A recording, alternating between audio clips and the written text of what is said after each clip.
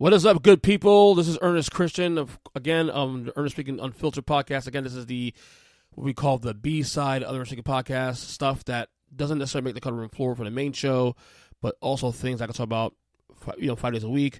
One topic, subject topic, just to get into and let's dive into it. Today, I want to touch on one thing in the NBA offseason now. Obviously, the biggest story of the offseason is Kevin Durant Kevin Durant requesting a trade from the Brooklyn Nets. Of course, the disaster the last 3 years, 3 seasons in Brooklyn, 1 playoff series win. This is culminated, of course, by the Kyrie Irving stuff that happened as well, too. And the reason I want to touch on this now is because I obviously I did the day that Durant asked for his trade from the team. I did a Son of an Emergency podcast on the main feed. And we touched on this a little bit here and there, with a couple of guests I've had in the last couple weeks about this Kevin Durant saga. But one angle that I want to touch on a little bit, a couple minutes here, is the angle where there is some chatter. Not saying this is actually going to happen or rumors, but there's some chatter about the possibility of Kevin Durant possibly returning to the Golden State Warriors. Now, as you guys know, he played 3 seasons in the Golden State, won 2 championships, probably won a third had he not gotten hurt in the last series against Toronto. And obviously, this is brought up because part of the reason. Okay, so this is for folks who may not understand the whole Kevin Durant saga here. Kevin Durant went to a team in the Warriors back in 2016 that had won an NBA championship the year before. Okay, and then the next year had won an NBA record 73 wins. Okay, and was on the doorstep winning a second title in a row. And then of course LeBron James and Kyrie Irving had that monster, 3-1 comeback.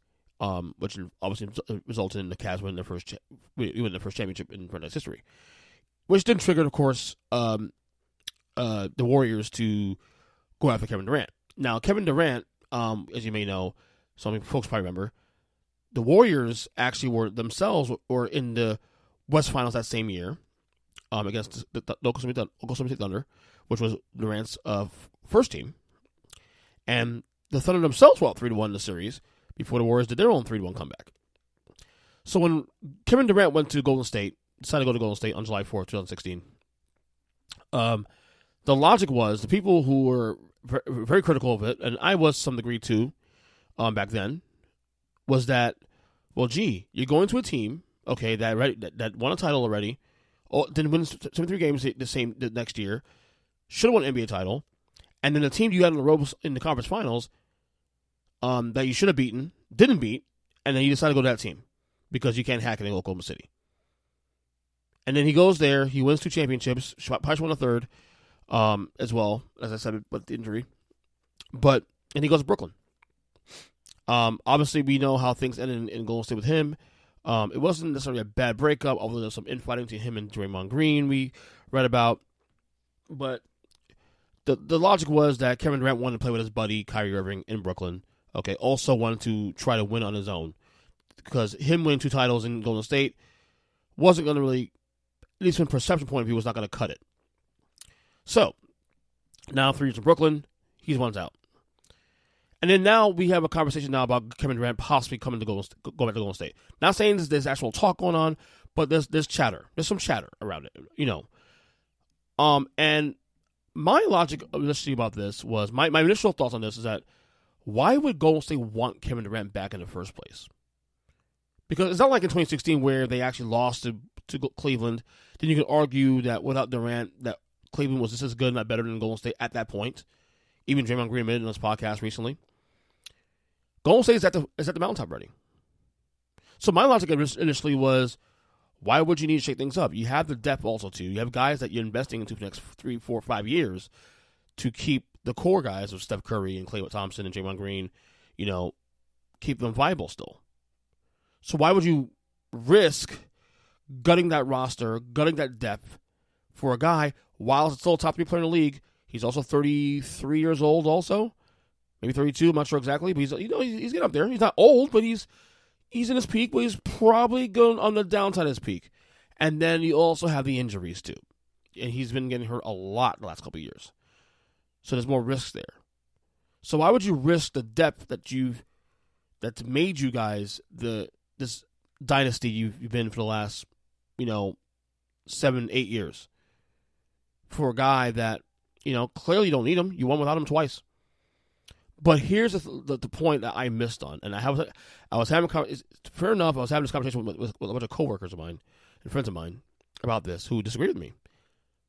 The Western Conference next year is going to be very, very, very stacked. The Warriors won in a year. Well, yeah, the West was good this year, but wasn't as great as it has been in recent years. You're going to have a West next year that most likely, for example, the Lakers are likely to have Kyrie Irving on the team. Now, what they build around Kyrie, Anthony Davis, and LeBron, if that comes to fruition going forward, is we'll see how that goes. The Clippers are back next year. Kawhi Leonard, Paul George will be healthy next year, and John Wall as well too in this offseason. Okay, Denver's back next year with Jamal Murray and Michael Porter Jr. Memphis is going to be good next year. Phoenix will be pretty decent next year. So you have a lot of teams in the Western Conference. New Orleans Pelicans on the come up. So there's a lot of things that may shake out where the Warriors may actually probably want to stay on, for them to stay on top of the mountain. It might require having Kevin Durant be on the team. So I'm not saying, look. Personally, I don't really want Kevin Durant to be on the Warriors. I like this roster with Curry, Steph Curry, Klay Thompson, Draymond Green. Build Jordan Poole. You have Andrew Wiggins. I like this chemistry they've built. Kuminga, and you'll have James Wiseman come back to the team this year. But at the same time, if you want to sustain yourself and guarantee another couple titles now while you can for the next couple of years, maybe you do need Kevin Durant for a couple of years. Maybe it does require that because of the teams that is mentioned in the West that are on the come up. Maybe it is time to probably allow Kevin Durant to be on this team if necessary. I don't know, but we'll see. I don't think it's gonna happen. I think it's something that's it's almost a pipe dream, but I don't think it's something that the Warriors necessarily are interested in, at least internally. But who knows? I could be wrong.